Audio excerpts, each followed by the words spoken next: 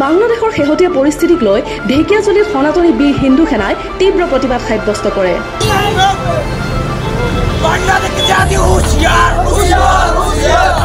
উল্লেখ্য যে বাংলাদেশৰ ছাত্ৰ আন্দোলনে এতিয়া হিংসাত্মক ৰূপ ধাৰণ কৰিছে। বাংলাদেশৰ প্ৰধানমন্ত্ৰী শ্বেখ হাছিনাই পদত্যাগ কৰাৰ পিছতে বৰ্তমান বাংলাদেশত অৰাজকতাৰ সৃষ্টি হৈছে। বাংলাদেশৰ ছাত্ৰ আন্দোলনে হিংসাত্মক ৰূপ ধাৰণ কৰাত বৰ্তমান বাংলাদেশৰ পৰিস্থিতি অনিয়ন্ত্ৰিত হৈ পৰিছে।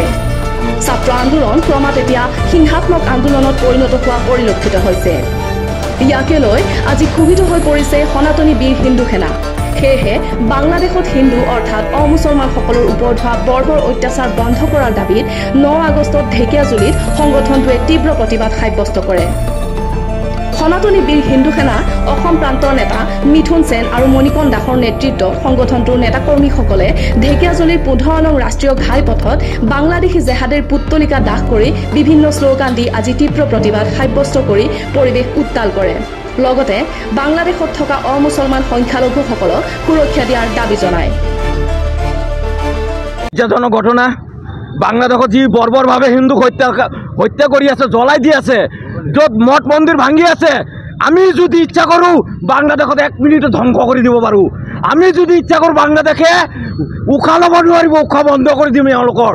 আমাৰ কথা হ'ল যে হিন্দু হত্যা আমি কোনো পৰ্যায় সহ্য নকৰোঁ। আমি ডাইৰেক্ট ক'ব বিচাৰিছোঁ ভাৰত চৰকাৰ তথা অসম চৰকাৰক যে বাংলাদেশত হিন্দু হত্যা বন্ধ কৰক আৰু মঠ মন্দিৰ ভাঙা বন্ধ কৰক, নহ'লে কিন্তু আমি বাধ্যত পৰি হাতত অস্ত্ৰ ল'ম বাংলাদেশৰ বিৰুদ্ধে। আমি অস্ত্ৰ লৈ বাংলাদেশৰ বিৰুদ্ধে কিন্তু প্ৰতিবাদ সাব্যস্ত কৰিম। আৰু এটা কথা কওঁ, সিহঁতে ছাত্ৰ সংগঠনৰ নামত যি প্ৰতিবাদ কৰিছে, বুঢ়া মানুহ এতিয়া কিহৰ ছাত্ৰ, ই কোন ক্লাছৰ ছাত্ৰ, মাদ্ৰাছাৰ ছাত্ৰ নেকি? মাদ্ৰাছাৰ ছাত্ৰ হ'লে বাংলাদেশত মুছলমানক ট্ৰেগেল কৰক। হিন্দুক যদি এটা হত্যা হয় তেতিয়াহ'লে কিন্তু আমি অসমৰ পৰা এটা মানুহ হত্যা হ'ব, 10টা মানুহ আমি ইয়াতে কিন্তু কি অৱস্থা কৰিম ভাবিব পাৰে আপোনালোকে, বেয়া অৱস্থা হ'ব। বাংলাদেশত আমি ডাইৰেক্ট খকনি দিছোঁ, ইয়াৰ পৰা সনাতনী বীৰ হিন্দুখনৰ পৰা সখীয়নো এইটো দিছোঁ যে আপোনালোকে হিন্দু হত্যা বন্ধ কৰক, নহ'লে কিন্তু বাধ্যত পৰি আমি বৰ্ডাৰ পাৰ কৰি যাম, কিন্তু ভিতৰত সোমাম। আমি বৰ্ডাৰ পাৰ কৰি ভিতৰত সোমাম, তেতিয়াহ'লে অৱস্থা কিন্তু ভয়ানক হ'ব। সিহঁতৰ কিবা তেজ আছে এইটো চাম, মোগলৰ বংশক আমি ধ্বংস কৰি দিম। মোগলৰ বংশ আমি ধ্বংস কৰি আমি নিজৰ অস্তিত্ব বচাই ৰাখিম, হিন্দু অস্তিত্ব বচাই ৰাখিম। জয় শ্ৰীৰাম। বাংলাদেশত আমাৰ হিন্দু মানুহ যেনেকৈ মঠ মন্দিৰ ভাঙি আছে, এই বাংলাদেশী ন্যায় ঘাটাই। আজি বাংলাদেশত আজি বিজেপি চৰকাৰ, য'ত কেন্দ্ৰীয় চৰকাৰ নৰেন্দ্ৰ মোদী, য'ত অমিত শ্বাহ গৃহ বিভাগৰ দায়িত্ব আছে, বাংলাদেশত এতিয়া কি চৰকাৰ হৈছে আমি নাজানো। যে মিলিটাৰী ৰাজ চলি আছে, বাংলাদেশৰ লগত যোগাযোগ কৰক, যোগাযোগ কৰি হিন্দুক ৰক্ষণাবেক্ষণ দিয়ক আৰু হিন্দু মঠ মন্দিৰ যিমান আছে ৰক্ষণাবেক্ষণ দিয়ক। আৰু যদি হিন্দু হত্যা বন্ধ নকৰে, আমিও তেতিয়া বাংলাদেশী মিয়া বিচাৰি কৰি অসমত আৰম্ভ কৰিম, আমিও বাংলাদেশী মিয়াক আৰম্ভ কৰিম মাৰাৰ কাৰণে। আজি যদি আমাৰ হিন্দুস্তানত বাংলাদেশত হিন্দু ৰক্ষা নহয়, এতিয়া বাংলাদেশী মিয়া কেনেকৈ থাকিব?